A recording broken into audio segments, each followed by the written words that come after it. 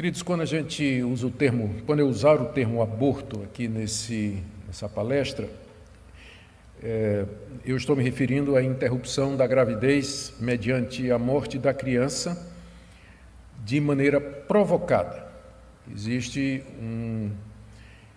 o chamado aborto espontâneo, né, que não era da vontade da mãe, nem de ninguém, mas às vezes acontece. A criança nasce prematuramente, né, o nascimento é prematuro por alguma causa, ou mesmo a criança morre no ventre da mãe, então é induzido o aborto, mas nós usaremos aqui no sentido do aborto provocado, que consiste em destruir, tirar a vida da criança que está no ventre da mãe, seguido então da indução do parto e assim resolver o problema. Eu também quero reconhecer que esse é um assunto que sempre foi motivo de polêmica na sociedade em geral e mesmo entre os cristãos. Não é uma questão fácil, uma vez que ela exige ou então que tem componentes complicadores. Caso de crianças que foram geradas de forma indesejada, como é o caso de estupro, ou crianças que foram mal formadas, e uma série de outras circunstâncias que complicam essa questão do aborto. E a terceira coisa que eu queria dizer, antes da gente começar, é que nós não podemos perder de vista, como cristãos, que nós vivemos num mundo que é marcado pela queda. O mundo perfeito, ideal que Deus criou, ele foi atingido duramente pela desobediência do homem e da sua mulher, trazendo morte, trazendo desgraça, trazendo caos, desespero e miséria, não somente a toda a criação, mas também a toda a humanidade. Então, nós vivemos num mundo caído, onde não existem soluções ideais para muitos problemas éticos com os quais nós somos confrontados. Não existe saída ou resposta que seja adequada, como se não tivesse pecado no mundo. Então, nós temos que nos conformar, às vezes, com soluções que seriam aquelas menos ruins. Não seriam ideal, porque o ideal é impossível, mas que seria a opção menos ruim, porque esse é o mundo em que nós vivemos, marcado pelo pecado. E eu não me refiro só na questão de aborto, não, mas em muitas outras situações éticas, onde às vezes nós nos vemos chamados a fazer uma escolha, ou tomar uma decisão, ou fazer um posicionamento, a gente tem que reconhecer que nem sempre nós podemos fazê-lo de maneira perfeita, por mais que nós queiramos e por mais que nós entendemos que esse é o nosso dever, fazer sempre o que é correto. Mais recentemente, como vocês sabem, esse assunto ficou exacerbado pelo caso da gravidez de uma menina de 10 anos que vinha sendo estuprada pelo seu tio desde os 6 anos de idade. E ela então engravidou, a gravidez foi descoberta depois de 5 meses, e um juiz do estado do Espírito Santo autorizou o aborto, mas os médicos do primeiro hospital onde ela foi levada no Espírito Santo, eles se recusaram a fazer, e se valendo de uma cláusula de exceção que existe em algum código de conduta, que permite que o médico, por questão de consciência, até um certo tempo da gravidez, ele não execute o procedimento. Mas aí então a criança foi trazida aqui para o Recife, onde o aborto foi realizado por um médico que já é conhecido por ter feito esse tipo de procedimento antes. Há pouco tempo atrás ele fez isso com uma menina de 9 anos, que era daqui do interior de Pernambuco. Então ele já era conhecido por ser, na expressão que se usa, né, abortista, geralmente o título que se usa para esse tipo de médico. E o caso movimentou as redes sociais, ajuntou inclusive uma multidão diante lá do hospital. Infelizmente vazou-se onde a menina estaria, quem era a menina, todo o caso acabou sendo vazado, nunca deveria ter sido feito. E aí ativistas dos dois lados, pró-vida e pró-aborto, se juntaram lá para gritar palavras de ordem diante do hospital, não melhorando a situação, só contribuindo realmente para tornar a situação ainda mais crítica. E depois da realização do aborto, Muitos comemoraram como se fosse uma vitória, inclusive com lágrimas nos olhos, chorando de alegria porque o aborto havia sido realizado. Outros também tinham lágrimas, mas era de tristeza. E esse fato levanta algumas questões antigas e outras mais recentes. Primeiro, o embrião ou feto é um ser humano e, como tal, tem direito à vida. Se tem, a partir de quando? Mesmo sendo gerado de maneira indesejável, que seria o caso do estupro, e em que casos a prática do aborto pode ser aceita pelos cristãos? E o que fazer quando é preciso decidir entre a vida da mãe e a vida da criança? E até que ponto os cristãos são obrigados a respeitar leis que consideram contrárias à palavra de Deus, especificamente em situações como essa? Então, o meu propósito, meu objetivo na palestra que nós vamos fazer aqui, nessa noite, depois, como já foi dito, vocês podem fazer as suas perguntas. O que Jadson disse é que, se eu não souber, eu vou perguntar a ele, né? Vou passar para ele a bola para que ele responda. Então, essas são as questões e eu pretendo abordá-las a partir, primeiro, do ensino bíblico, depois quero ver a legislação brasileira, depois a posição da nossa denominação, da Igreja Presbiteriana do Brasil, que ela tem uma posição sobre esse assunto, e fazer algumas considerações finais. Mercê de Deus, o estudo, espero, possa nos ajudar a esclarecer esse assunto, que é um assunto difícil. Primeiro, vamos ver o que é que a Bíblia nos diz a respeito do tema. E a primeira constatação que a gente faz é que não existe na Bíblia um mandamento dizendo não abortarás. Mas a razão para isso é muito clara, porque é inconcebível que uma mulher israelita desejasse o aborto. Era a última coisa que uma mulher israelita pensaria naquela época, era abortar uma criança. Por isso não havia necessidade de uma proibição explícita na lei de Moisés, bastava um mandamento, como o sexto mandamento, não matarás. Bastava isso.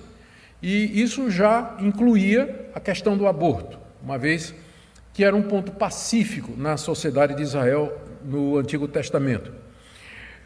A Bíblia considera as crianças como o nenê, ou ficar grávida, ter filhos, como sendo um presente ou herança de Deus. Nós temos muitas menções na Bíblia disso, mas o mais conhecido é o Salmo 127, a partir do verso 3. Herança do Senhor são os filhos, o fruto do ventre seu galardão, como flechas na mão do guerreiro, assim os filhos da mocidade. Feliz o homem que enche deles a sua aljava, não será envergonhado quando pleitear com os inimigos à porta. Além disso, era visto que a gravidez era alguma coisa permitida por Deus. No livro de Gênesis 29, de 31 a 33, nós temos o relato da gravidez de Lia e de Raquel. O Senhor viu que Lia era desprezada e fez com que ela fosse fecunda. Lia ficou grávida, deu à luz um filho, a quem deu o nome de Ruben, porque disse, o Senhor viu minha aflição. Ela ficou grávida outra vez, deu à luz um filho, disse, o Senhor ouviu que eu era desprezada e me deu mais esse filho. Então, essas expressões de Lia, dizendo, Deus me deu esse filho, Deus me deu esse filho, refletia o que se pensava, biblicamente, de que ter filhos é uma graça de Deus, é um privilégio da parte de Deus.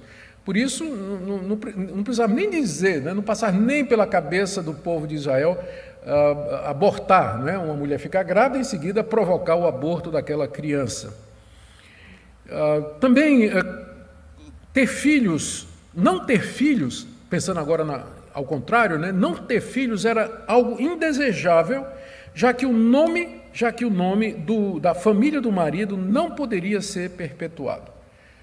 Era muito especial isso para a nação de Israel, que o nome de alguém, o nome do homem, ele ficasse perpetuado. Isso só era possível através de filhos. Um homem que não tinha filhos e morresse sem ter filhos, tinha uma lei especial para que o nome dele continuasse em Israel. Era chamada Lei do Levirato. A Lei do Levirato, não é? Alguém que era parente dele tomaria a viúva como esposa para gerar um filho que pudesse levar o nome do homem falecido. Então, imagina se numa sociedade que até a lei do levirato se aborto era uma coisa que as pessoas consideravam. Claro que não. Não tinha a menor ideia disso aí. Além disso, tinha a esperança da mulher israelita. Cada mulher israelita, ela tinha a esperança de que ela seria a mãe do Messias. Desde que Deus, lá no Jardim do Éden, prometeu, depois da queda, que da mulher viria alguém que esmagaria a cabeça da serpente. Toda mulher israelita tinha esse sonho, essa expectativa. Será que eu serei a mãe do Messias? Por isso, quanto mais filho, melhor, porque aumentava a chance, não é, de que um deles seria o Messias esperado, o Messias desejado de Israel. As crianças não nascidas, aqui também é um ponto muito importante. A perspectiva que a gente tem na Bíblia é que as crianças não nascidas, ou seja, enquanto no ventre da sua mãe, e isso desde a concepção, eram consideradas como pessoas, como seres humanos, com direito à vida, feitos por Deus. Talvez a passagem mais relevante para esse ponto aqui é a passagem de Êxodo, capítulo 21, do verso 21 em diante. Eu vou ler aqui na Nova Versão Internacional, que eu entendo que fez a tradução mais clara. Se homens brigarem e ferirem uma mulher grávida, e ela der à luz prematuramente, não havendo, porém, nenhum dano sério, o ofensor pagará a indenização que o marido daquela mulher exigir, conforme a determinação dos juízes. Mas se houver danos graves, a pena será vida por vida, olho por olho, dente por dente, mão por mão, pé por pé, queimadura por queimadura, ferida por ferida, contusão por contusão. Essa passagem ela não é tão explícita como a gente gostaria que ela fosse, mas ela diz o suficiente para que a gente veja que a vida da criança, cujo nascimento foi precipitado pela violência de alguém, certamente bateu na barriga da gestante, a vida da criança que nasceu prematuramente era igual à vida daquela pessoa que provocou o seu nascimento prematuro. Quando ele diz aqui que se alguém provocar esse nascimento precoce e houver um dano maior, que só pode significar a morte, que o bebê nasceu morto, então esse homem, ele seria morto, ele pagaria com sua vida a vida daquela criança que foi abortada, mostrando com isso que, na perspectiva da nação de Israel, está no mesmo nível. A vida de uma criança no ventre da sua mãe equivale à vida de uma pessoa adulta. Equivale à vida de uma pessoa adulta. Agora, se a criança nasceu prematuramente e não houve dano maior, ela nasceu viva, apesar da pancada, do trauma, ela nasceu viva, acontece isso. Então, o homem que provocou isso, ele pagaria alguma multa que seria estipulada pelos juízes de Israel. Então, essa passagem, ela revela essa perspectiva de que aquela criança no ventre, ela é um ser humano. Ela tem valor, ela tem direito à vida e sua vida está no mesmo nível daquela pessoa que provocou a sua morte. Outras passagens, inclusive o texto que foi lido aqui no início, a devocional feita pelo pastor Jaidson, outra passagem bem conhecida é o Salmo 139, quando Davi, falando da onisciência de Deus e da sua onipotência, ele diz: Tu formaste o meu interior. Estou no verso 13. Tu formaste o meu interior. Tu me teceste no ventre de minha mãe. Graças te dou, visto que de modo assombrosamente maravilhoso me formaste. As tuas obras são admiráveis. Os meus ossos não te foram encobertos quando no oculto fui formado e entretecido, tecido, como nas profundezas da terra. Os teus olhos viram a minha substância ainda informe, se referindo aos primeiros momentos da fecundação. A substância ainda sem forma, Deus já estava lá, Deus já estava acompanhando. Então, essa é a visão bíblica. Deus está presente desde o início, desde o momento da fecundação. Deus acompanha cada passo do crescimento e do desenvolvimento do embrião /feto da criança. A gente tem também várias passagens que se referem à formação da vida por Deus desde o início, ou que pelo menos Deus a considerava como, ou Deus a acompanhava como vida inteligente. O profeta Jeremias, capítulo 1, verso 5, diz assim, Deus diz a Jeremias: antes de formar você no ventre materno eu te conheci, e antes de você nascer eu te consagrei como profeta para as nações. No livro de Lucas, o anjo diz ao pai de João Batista: ele, João Batista, será grande diante do Senhor, não beberá vinho nem bebida forte, e será cheio do Espírito Santo já desde o ventre da sua mãe. Cheio do Espírito Santo, já desde o ventre da sua mãe, quando estava lá dentro. Mateus capítulo 1, verso 18, o nascimento de Jesus Cristo foi assim. Maria, sua mãe, estava comprometida para casar com José, mas antes de se unir, ela se achou grávida pelo Espírito Santo. O Espírito Santo atuou em Maria e gerou no útero dela o Filho de Deus, que a partir do momento da concepção era o Filho de Deus. Vocês imaginam que em algum momento durante os 9 meses, de repente ele se tornou Filho de Deus? Ele era a partir da concepção. E da mesma forma que sua divindade, é assim a sua humanidade. Podemos dizer que ele era uma coisa, um amontoado de células, e que não é só vira uma pessoa com algum senso e tudo mais, e portanto com proteção legal, quando começa a se comunicar ou tem consciência de si mesmo. Podemos dizer isso do Filho de Deus gerado. E não adianta dizer assim, não, mas no caso é Jesus, porque ele passou pelo processo que todo ser humano passa, desde a concepção até a vida adulta. Ainda sobre João Batista, nós temos aqui aquele episódio muito conhecido, de Lucas capítulo 1, a partir do verso 39, quando Maria, depois que teve a anunciação, ela corre e vai depressa para visitar a sua prima Isabel, que estava grávida de João Batista 6 meses. E quando Isabel ouviu a saudação de Maria, a criança estremeceu no ventre. João Batista estava com 6 meses no ventre de Maria, no ventre de Isabel. Quando viu a saudação de Maria, estremeceu na barriga de Isabel. E aí Isabel disse: logo que me chegou aos ouvidos a saudação que você fez, a criança estremeceu de alegria diante de mim.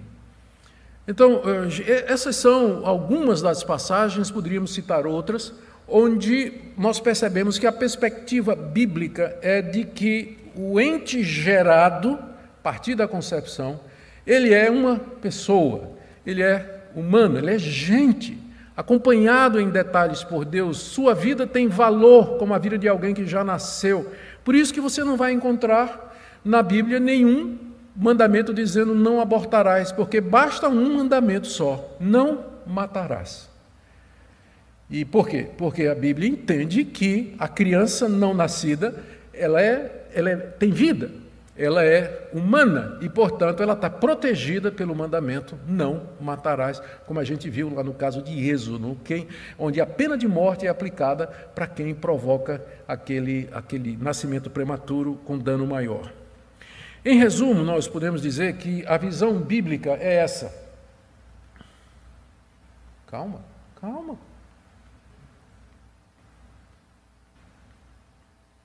Assim não dá, já estou... Tirou a surpresa, né? Olha aí. Resumindo, o que é que a Bíblia ensina? Se eu posso resumir, que a fertilidade é vista como um dom de Deus, que a vida existe desde a fecundação e, portanto, o ovo/embrião é uma pessoa, que destruir ou matar um embrião é assassinato, quebra do 6º mandamento, e que todos os esforços deveriam ser feitos para preservar a vida da criança não nascida. Em resumo, é o que a Bíblia nos diz a respeito desse assunto. Não diz mais, porque, como já mencionei, naquela época isso não era um problema. Os abortos que aconteciam eram espontâneos, que não sei nem se pode chamar de aborto, não é? Mas era, uma vez que a palavra hoje já foi sequestrada só para dizer o aborto provocado. Mas não era aborto provocado. Muito bem. E o que é que a nossa legislação diz, uma vez que, como cristãos, nós somos orientados na Bíblia a nos sujeitar à legislação brasileira? Aqui é preciso que a gente recorde que as pessoas que são a favor do aborto, algumas a partir de um certo tempo de gestação, outras inclusive até o fim, 9 meses, os que são a favor do aborto em qualquer situação argumentam que o embrião e depois o feto só se torna uma pessoa após determinado período de gestação, antes do qual, então, não seria assassinato nem crime você se desfazer através do aborto, você destruir aquele ente que está no seu ventre. Então, a ideia, o argumento é esse, não é um ser humano, não é uma pessoa. Então, a lei proíbe, a lei protege pessoas, mas não nessa situação. Às vezes a gente ouve esse tipo de argumentação. Agora, é bom lembrar que muitos biólogos, geneticistas e médicos, mesmo sem convicção religiosa, eles concordam que a vida biológica se inicia desde a concepção. Desde a concepção. E a Constituição brasileira, ela vai nessa direção. Ela vai nessa direção. Primeiro, a Constituição fala da vida, o direito à vida, como sendo um dos direitos civis fundamentais. Se não me engano, é o artigo 5º da Constituição. Mas no Código Civil brasileiro, que regulamenta, que estende o que a Constituição nos diz, no artigo 2º, o Código Civil garante os direitos do nascituro, ou do bebê não nascido, desde a concepção, considerando que a vida começa na fecundação, quando o óvulo é fecundado pelo espermatozoide. Então, quando você vê esse pessoal esbravejando, dizendo que não é vida, é um amontoado de células e tudo mais, então, quem está do lado da lei somos nós, porque o Código Civil brasileiro protege, está aqui, considera desde a concepção como tendo direito à vida. Além disso, o Brasil é signatário da Convenção Americana de Direitos Humanos, que considera que a vida se inicia na fecundação. Por isso que o aborto é considerado como crime na Constituição brasileira, com pena de prisão de 3 anos para a mãe e 4 anos para o médico. Entretanto, aqui começa o nosso dilema, lembrando do que nós dissemos, não existe uma abordagem perfeita do assunto nesse mundo quebrado. Entretanto, a lei brasileira, a legislação brasileira, faz 3 exceções. Em 2, a lei brasileira extingue a punibilidade do crime, é crime, mas não se pune, quando o aborto é feito para salvar a vida da mãe ou em caso de gravidez decorrente de estupro. Então, são 2 casos em que a lei brasileira, o nome técnico para isso aí é extinção da punibilidade, em que a lei brasileira não é que não é crime, é crime. Pela lei brasileira, tirar a vida de alguém, né, de uma criança, é crime. Só que há 2 casos em que esse crime não será punido. Quando essa criança for morta para salvar a vida da sua mãe, ou então em caso de gravidez decorrente de estupro a pedido com o consentimento da mãe ou dos responsáveis por ela, como foi o caso. E há um terceiro caso, que é um caso de anencefalia, que isso foi decidido pelo Supremo Tribunal Federal em 2012, que considerou como não sendo aborto. É o caso de uma má formação em que a criança ela não tem cérebro. E as chances dela sobreviver depois se a gravidez for levada até o fim e ela nascer, as chances de sobrevivência é praticamente zero, né? Zero. Então, não se vê como aborto, mas como uma antecipação do que seria a realidade, não é? Seria a realidade da vida. Então, esses são os 3 casos em que a lei brasileira permite, não vai punir, não haverá punição quando o aborto for executado. A nossa igreja, a Igreja Presbiteriana do Brasil, ela tem uma posição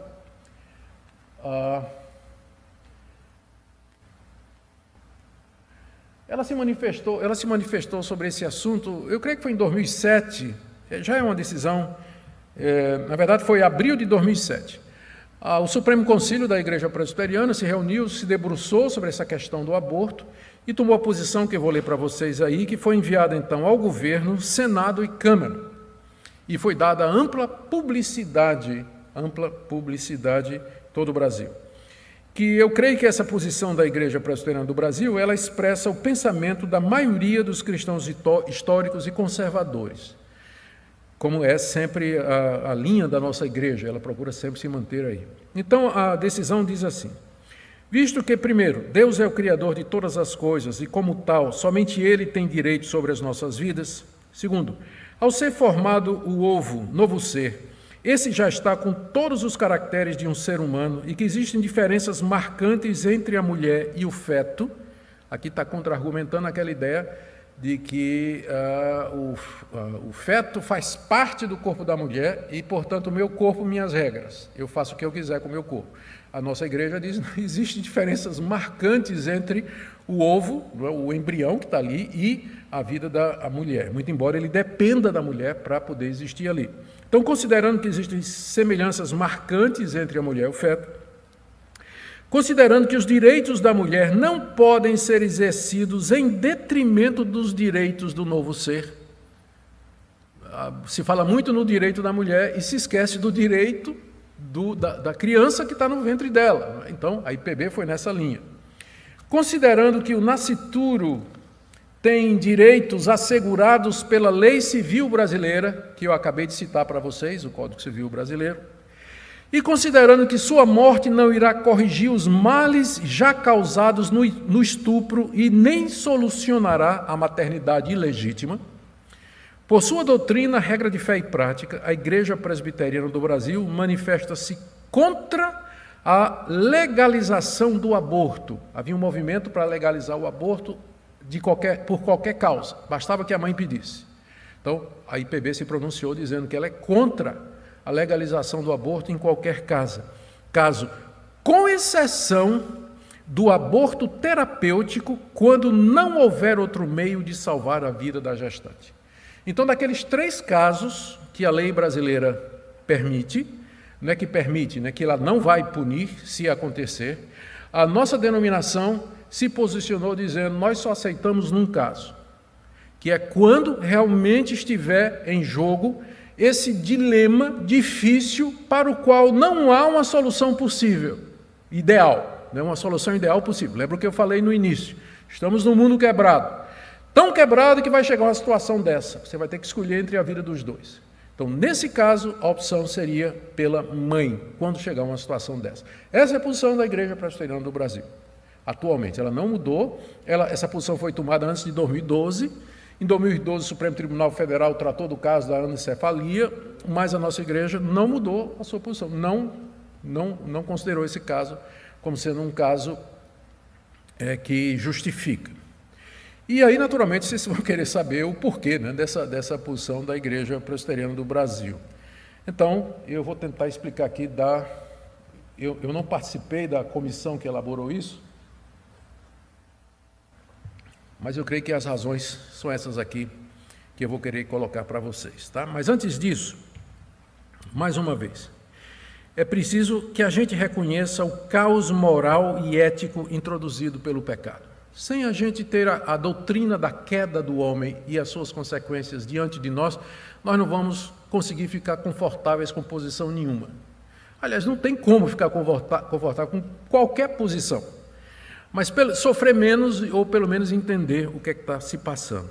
Esse é um mundo cheio de sofrimento, angústia, dor e morte, onde existe, às vezes, apenas a solução menos ruim e menos maléfica. Veja, por exemplo, esse caso dessa criança. Começou com pedofilia, que naturalmente leva ao estupro, que aí traz uma gravidez não indesejada, que por sua vez traz aborto, que por sua vez vai trazer traumas, indubitavelmente. Para muita gente, não só para a menina, mas para muita gente. Ou seja, é um abismo chamando outro abismo. É como o caso, né? No caso, eu falo como pastor, a nossa posição é que não deve ter divórcio, não deve haver divórcio. E aquilo que Deus uniu, o homem não separe. E, entretanto, por conta da dureza do coração, Deus permite o divórcio no caso de adultério ou abandono irremediável. Mateus capítulo 18 e 1 Coríntios capítulo 7. Está na confissão de fé da nossa igreja, presbiteriana do Brasil. Aí, geralmente, como o pastor Luciano está aqui, pastor Jadson está aí, quando chega para nós, já chega assim: pastor, olha, eu me separei da minha mulher, minha primeira mulher, há 2 anos, só por incompatibilidade de gênios. Aí casei de novo com uma mulher que já, por sua vez, já estava no segundo casamento, do qual ela desfez, exatamente também por incompatibilidade de gênios. Então, a gente foi disciplinado nas igrejas, a gente casou e a gente agora quer voltar para a igreja. Pastor, qual é a solução para isso? A gente não pode mandar desfazer o casamento para voltar para a primeira mulher, porque a primeira mulher já casou com outro. E aí o remédio é pior do que o problema.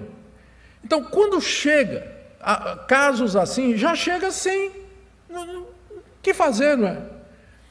Então, como eu disse, esse é apenas um exemplo de que no mundo de hoje, por conta da situação de queda e pecado, em muitos casos não vamos encontrar uma solução ideal, que seja que nós gostaríamos. Não será possível. E, portanto, a gente vai ter que se conformar com algumas soluções que não seriam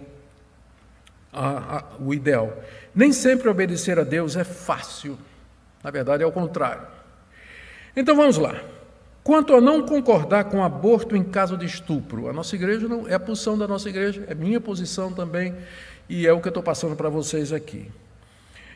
Por que nós não concordamos com aborto em caso de estupro? Primeiro, porque o bebê não pode ser morto por um crime que ele não cometeu. A solução para o erro do estupro é cometer outro. Qual foi o crime da criança? Ela não cometeu crime nenhum.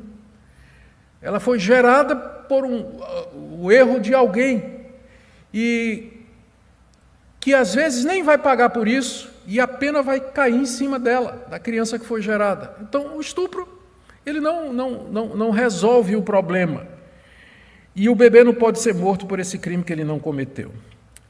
Segundo, existem opções para dar suporte e apoio para mulheres vítimas de estupro. Existem ONGs, existem igrejas, existem famílias acolhedoras, existe tratamento terapêutico, ajuda, suporte. O governo também tem áreas do governo que podem ajudar também, levar a gravidez até o fim e, se não quiser ficar com a criança, já dá para entregar para adoção. Em muitos casos, a criança que é fruto de estupro, ela já nasce nos braços da família que vai adotar. Tudo isso é possível fazer. E há casos e casos de mães, mulheres que foram estupradas e que ficaram grávidas e decidiram ter o filho e não se arrependeram disso. A criança vai ter um trauma quando descobrir? Sim. E nós todos temos nossos traumas também, por outras situações causadas na vida, pelos nossos próprios pais. Como eu disse, é um mundo caído. É um mundo caído. Se você não tem trauma de um jeito, vai ter de outro. Então, não é pensando nisso que nós vamos desobedecer a lei de Deus, porque vai causar trauma. Você vai ter que escolher, por isso que eu disse, não é fácil obedecer a Deus. Você vai ter que escolher entre a questão do trauma e não matarás. E para o cristão, a escolha é penosa, mas é clara. Nós vamos optar pela vida. Nunca abortar em caso de estupro. Sem com isso deixar de nos sensibilizar com a situação das mulheres. E aqui eu aproveito para dizer uma coisa meio que off aqui, meio que fora, mas, no certo sentido, está ligado à polêmica de hoje. Algum tempo atrás, resolvemos fazer uma live. Toda quinta-feira eu faço uma live com o reverendo Leandro Lima, e a gente, às vezes, toca em assuntos polêmicos, né, que estão aí na mente da sociedade, por algum caso que aconteceu, alguma coisa. E a gente ia tratar da questão do racismo. E tão logo a gente fez o anúncio de que na quinta-feira a live seria sobre racismo, aí os ativistas encostaram. como é que vocês vão falar de racismo? 2 homens brancos falando de racismo. Ué, qual o problema? Eu tenho inúmeros amigos que são afrodescendentes, converso com eles, sei dos sofrimentos deles, qual é a dificuldade? Há questões éticas aí pautadas pela Bíblia. Eu tenho que ser afrodescendente para falar de racismo? Aí, quando nós anunciamos que ia falar sobre aborto, aí a robozada encostou. Como é que vocês vão falar de aborto? Vocês não são mulher? Para falar de aborto tem que ser mulher? Para falar de aborto? Eu imagino no dia que eu anunciar que vamos falar sobre homossexualidade. Aí a turma vai encostar. Não pode falar, tem que ser gay para poder falar sobre esse assunto. Então, no fim, para eu falar sobre alguma coisa, eu tenho que ser afrodescendente, gay ou mulher. Então, o pessoal quer pautar a agenda dos outros. Quer dizer para nós, eu sou cidadão brasileiro, tenho direito de religião, de crença e de expressão. Eu falo o que eu quero, desde que eu fale com respeito, como nós estamos fazendo aqui, e dentro dos limites daquilo que a Constituição nos garante, direito de expressão. Tá certo? Então, fechando aqui, parênteses, né? Desculpe o desabafo, mas eu estava precisando botar isso para fora, né? Estava meio revoltado com isso aí, então estava querendo botar isso para fora de alguma forma. Mas então está aí. Com relação aos embriões sem cérebro, anencefálicos, o que nós vamos dizer é o seguinte: o que torna um embrião humano não é a sua capacidade de pensar. Aquele anencefálico é um ser humano também. Porque se o que o torna humano é a habilidade de pensar, significa que doentes mentais e pacientes em estado vegetativo deixaram de ser humanos e que, portanto, podem ser terminados. Chama-se eutanásia. Terminados. Se o que nos torna humanos é a capacidade de raciocinar, capacidade de pensar. Na maioria desses casos, como nós somos ditos, se não na totalidade, o bebê não vai sobreviver depois do nascimento. Então, deixa que a natureza siga o seu curso. Deixa que a natureza siga o seu curso.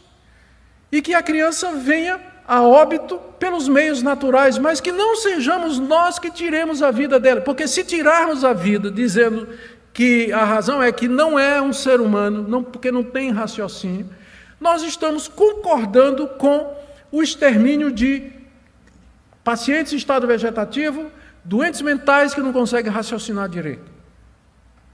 E eu tenho certeza que essa não é a conclusão que nós queremos chegar. Então, a nossa posição é: espera. É um período de aprendizado e de sofrimento, claro, mas, mais uma vez, apoio, ajuda e deixa a natureza seguir o seu curso. E quanto a casos onde comprovadamente seja preciso optar pela vida de um ou de outro, aqui nós entramos numa área extremamente complexa. E eu quero só dizer o seguinte aqui, com muito temor e tremor. A opção pela vida da mãe, que é a opção que foi seguida pela nossa igreja, ela segue o princípio ético do chamado mal menor. Continua sendo um mal, só que, dadas as circunstâncias imperfeitas, no mundo imperfeito, seria a solução que traria menos ruim, a solução que traria menos consequências. Continua sendo o assassinato de uma criança, mas em circunstâncias, eu não diria que justificam, né, mas que atenuam, ou que pelo menos tentam explicar. Agora, é preciso que se tenha absoluta confirmação médica de que a vida da mãe está mesmo em perigo, porque numa sociedade em que a mentalidade é a favor do aborto, então, casos complicados, já se opta pelo aborto, pela morte da criança, para poder salvar a mãe. Quando, às vezes, um acompanhamento mais sério, um acompanhamento mais dedicado, pesquisa maior, outros médicos poderiam dizer: não, é possível salvar. Às vezes, precipitadamente, uma vez que a legislação brasileira permite, já se segue isso aí. A prova é que, nesse caso, que está aí na mente de todo mundo, até hoje a gente não sabe direito se a criança sofria, a menina de 10 anos, se ela sofria risco de morte ou não. Porque você encontra uma junta médica lá do Espírito Santo dizendo que não faria, que não era necessário, não tinha como fazer, e outros dizendo que sim. desencontrado, mas afinal nós estamos acostumados com nossa ciência, né? Toma cloroquina, não pode cloroquina, agora pode cloroquina, né? Hidroxicloroquina. Está acostumado com a nossa ciência hoje em dia, não é? Então, é muito complicado chegar a essa decisão. A opção pela mãe, alguém pode perguntar, mas então, por que a opção pela mãe? Aí nós vamos lembrar que em certas situações na Bíblia, e que não tem comparação, eu sei na gravidade não tem comparação, mas pelo menos estabelece o princípio, optou-se por um pecado que trouxesse... Todo pecado é pecado, mas pecados trazem consequências diferentes. Então, no caso de Raabe, que todo mundo conhece, Josué, capítulo 7, se não me engano, 6, na verdade, Raabe mentiu para proteger os espias. Ela mentiu, foi pecado? Foi. Mas ou era isso, ou então era entregar os espias enviados de Israel na mão dos soldados que certamente haveriam de matá-los. Foi errado? Foi, mas naquela situação era um mal menor, bem menor. Então, esse princípio, eu poderia citar outras situações na Bíblia, ele é um princípio que em ética se chama a opção do mal menor, e que é o caso, como eu disse, guardado as proporções, porque não estamos falando de mentira aqui, né? Estamos falando de uma coisa muito mais grave, mas esse é o princípio. No caso da mãe, ela pode ter outros filhos, e se ela já for mãe de filhos, ela tem gente que depende dela. Vamos supor que seja o caso de uma senhora que tem já, uma mãe que tem 2 filhos, ela foi... estuprada, não é? Ou então teve alguma situação em que a gravidez, eu não estou falando do estupro, a gravidez ela se tornou complicada, ameaçando de fato a vida dela. Então, se optar para salvar o menino, você vai matar a mãe ou deixar a mãe morrer, e tem 2 filhos que dependem dela. Então, a opção pela mãe é pragmática, não é? É porque é o menos complicado e é o que vai acarretar menos dano. Então, mesmo com tristeza, então, seria o caso de salvar a mãe. Mas muitos casos em que se alega o risco da mãe pode ser simplesmente ou incompetência médica, ou pressão da família, ou pressão ideológica. Aqui eu quero citar para vocês uma frase do cirurgião, a frase do cirurgião geral dos Estados Unidos, C. Everett Koop. Ele já não é mais... Mas durante 40 anos ele serviu como cirurgião geral, acho que é menos, é isso mesmo.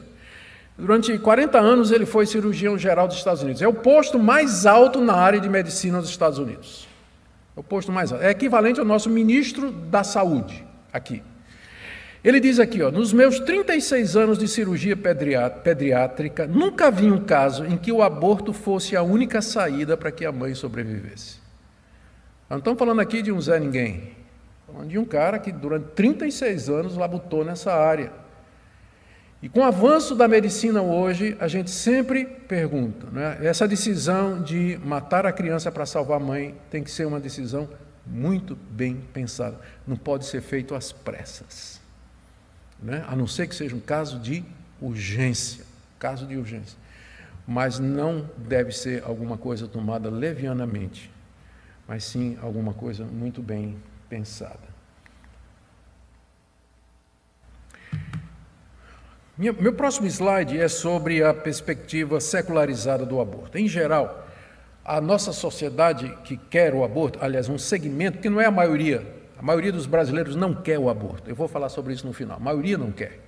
Mas esse segmento que quer o aborto, diz que mesmo que o feto seja humano, ele não se torna uma pessoa antes de ter consciência de sua humanidade. Então, antes disso, não é protegido por lei e pode ser destruído ou usado para pesquisas. Devido aos avanços da genética e do DNA, virtualmente todos os bioeticistas profissionais concordam que a vida começa na concepção. Um embrião possui um conjunto completo de cromossomos e DNA, é um indivíduo completo, integral, capaz de desenvolvimento dirigido internamente desde a fertilização. Contanto, para muitos, mesmo que o feto seja humano, ele não se torna uma pessoa antes de ter consciência de sua humanidade, ou antes de ter atividades cerebrais, ou mesmo antes de respirar e de nascer. Assim, Antes de se tornar uma pessoa, o feto não está protegido pela lei e pode ser destruído, usado para pesquisa e assim por diante.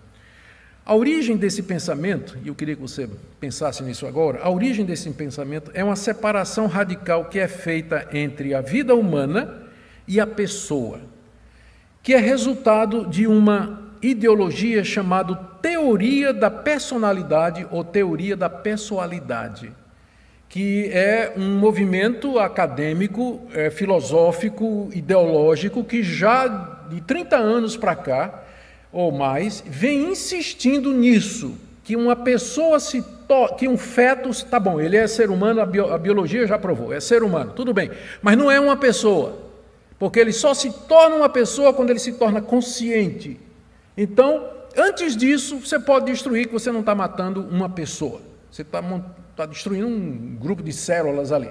Então, essa é a teoria da pessoalidade ou da personalidade, e ela começou, e vocês vão lembrar disso, naquele famoso caso nos Estados Unidos, sobre aborto, Roe versus Wade, em 1973, quando a Suprema Corte Americana determinou que mesmo que o bebê no ventre seja humano, não é uma pessoa e, portanto, não está protegido pela lei. Apesar do Código Civil brasileiro, mas essa é a mentalidade de muita gente. O que está aqui dentro da barriga não é uma pessoa. Só é a pessoa quando nasce, ou então quando a uma certa altura começa a ter consciência. A conclusão que a gente pode chegar é essa, nas palavras de Nancy Pearcey, num livro extraordinário que ainda não está traduzido em português, mas está sendo traduzido, Love Thy Body, ame o seu corpo. Ela diz assim, uma vez que a criança pré-nascida seja considerada humana, mas não uma pessoa, ela é apenas um pedaço de matéria descartável, um recurso natural como madeira ou milho, que pode ser usado para pesquisa e experimento, manipulado geneticamente, colhido para órgãos e em seguida descartado com outros resíduos médicos no lixo. Uma vez que não é uma pessoa, então esse é o tratamento que se segue. Aqui eu estou colocando para vocês aqui algumas manifestações dessa mentalidade no Twitter, no dia em que o aborto foi feito, dessa menina de 10 anos. Essa pessoa aí, que eu apaguei o nome, ela colocou no Twitter, a criança, entre aspas, nem viva estava, era um monte de células sem capacidade pensante. Se for pela lógica que um monte de células é vida, então não faça tratamento para câncer, afinal o câncer não pediu para existir, ele é inocente na história. Ok? Tudo bem? Ainda bem que sua mãe não pensou assim e resolveu ter você, não é? Outro exemplo no Twitter. Não era uma criança, era um amontoado de células que não tem nem noção do que é. Outro exemplo. Eu comemoro sim, menos um feto gerado por estupro. E bebê não. Bebê tem vida, tem sistemas completos. Um feto nada mais é que um feto indesejável, somente. Em contraste, nós cristãos defendemos que corpo e alma, personalidade, estão inseparavelmente unidos, formam uma unidade integrada desde a concepção. É por isso também que a gente é contra a ideologia de gênero. Para nós, a nossa personalidade ela está unida ao nosso corpo. Portanto, o sexo é definido biologicamente, no nascimento. Não é alguma coisa que é descoberta depois, genericamente. Do tipo assim, eu nasci homem, mas eu sou uma mulher presa num corpo de homem. Não, você é homem. Você é homem. E você precisa orientar, balizar a sua identidade sexual pela genética, pelo que você nasceu biologicamente, exatamente porque a gente acredita que é uma unidade. O mesmo argumento que é usado para identidade de gênero, ou teoria da identidade de gênero, é o mesmo argumento para matar uma criança, dizendo que há uma separação entre o corpo e a identidade dela, que enquanto ela não forma essa identidade no ventre da sua mãe, ou depois, ela simplesmente é um corpo de célula, como vocês viram aqui, não é? Aí, que pode ser descartado. Pode ser descartado. Como nós devemos, então, enfrentar casos como esse, que não são fáceis? Primeiro, com profunda indignação e santa ira, contra aqueles que abusaram sexualmente dessa menina.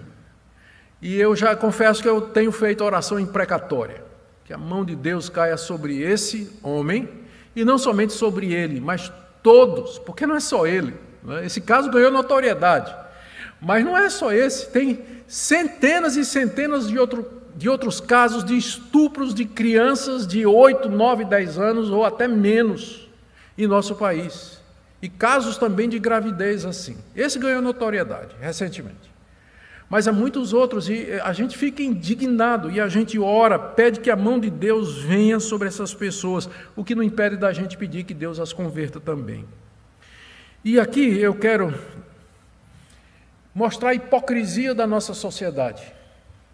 A nossa sociedade, o movimento progressista, assim chamado na nossa sociedade, eles vêm promovendo a erotização das nossas crianças em larga escala.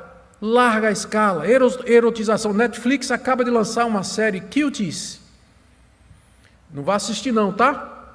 Só porque eu mencionei, porque eu tenho certeza que agora o pessoal vai. Igual aquela freira na escola de religião, lá na escola, né, que ela estava falando sobre a Bíblia e disse para as crianças, não vão ler o livro de Cantares de Salomão, porque é um livro que fala de sexo, vocês não podem ler. Não precisa dizer o que é que as crianças foram ler no recreio, né? Então, essas coisas que eu estou mostrando aqui não quer dizer para você ir atrás, não. Mas tem essa série aí, que acaba de ser lançada pela Netflix, que é claramente a sexualização de adolescentes ou pré-adolescentes, abertamente. Bonecas que são produzidas e vendidas aí, que no local dos órgãos genitais femininos tem um botão que quando aperta a boneca faz gemidos de prazer, boneca para menina de 2, 3 anos de idade. YouTubers aí, e influencers, desde cedo, falando para crianças, né? Falando abertamente a respeito de todas estas coisas, e aí a gente fica espantado quando a sociedade gera um monstro desse. Olha a hipocrisia. E aí fica bravo, mata o cara, né? Esse cidadão tem que ser punido, tem que falar contra essas coisas. Sim, gente, mas vamos ajudar, não vamos deixar que erotize nossas crianças, desde cedo. Hipocrisia mesmo desse pessoal. A nossa indignação contra não somente a pedofilia e contra o estupro e toda forma de violência contra crianças. E repudiar essa agenda de erotização precoce. E um profundo sentimento para com essa menina de 10 anos, não é? Foi vítima de tudo isso, foi abusada sexualmente por seus parentes e agora tem o seu bebê de 5 meses morto pelo aborto. Natureza complexa do caso, né? Que nós voltamos à situação, como eu disse, há muitos casos parecidos. E aqui, esse caso que eu trouxe aqui, é bom porque é caso do G1. G1, todo mundo sabe, é uma das agências da Globo, né? Então isso aí foi publicado pela Globo. Grávida aos 10 anos, dá à luz filho no Acre e DNA é coletado para identificar pai. Menina teve o filho em parto cesariano no início desse mês. Aqui foi 17 de 4 de 2020, abril, né? Janeiro, fevereiro, março, pronto. Abril desse ano, lá no Acre, menina de 10 anos, tinha sido estuprada, ficou grávida, fez cesariana, deu à luz e mãe e filho foram encaminhados para uma família acolhedora em Rio Branco, mostrando que há outro tipo de solução. Aconteceu esse ano. Então é complexo, né? Muito difícil você chegar assim e dizer não tinha solução, era o que havia de se fazer. Muito bem, e eu vou terminar aqui lembrando que a nossa Constituição maior é a Bíblia, a Palavra de Deus. A menina tinha o direito legal de abortar por estupro, sim, não é? Ela tinha um direito legal, mas o que é legal nem sempre é moralmente certo diante de Deus, porque os países e os estados eles podem passar leis que vão contra o que a Palavra de Deus nos diz. Aborto por estupro é permitido em lei, mas isso não significa que os cristãos concordam com isso, pelas razões que eu já falei. Agora, caso o aborto tivesse sido feito porque a mãe estava comprovadamente em risco de vida, seríamos ao menos consolados de que a menina foi salva ainda que para isso seu filhinho teve que morrer. Eu termino aqui com uma estatística recente, na verdade ela é creio que dessa semana, pela Ipsos, que é uma agência bastante respeitada.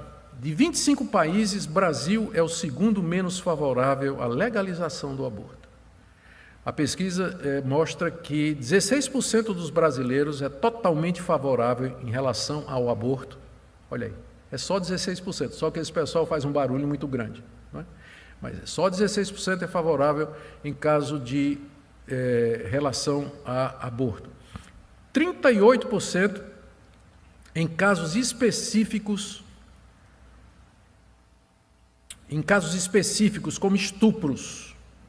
Então, 38% da população acredita que no caso de estupro o aborto deve ser feito. 21% da população brasileira diz que não deve ser permitido em momento algum, somente se a saúde da grávida estiver em risco.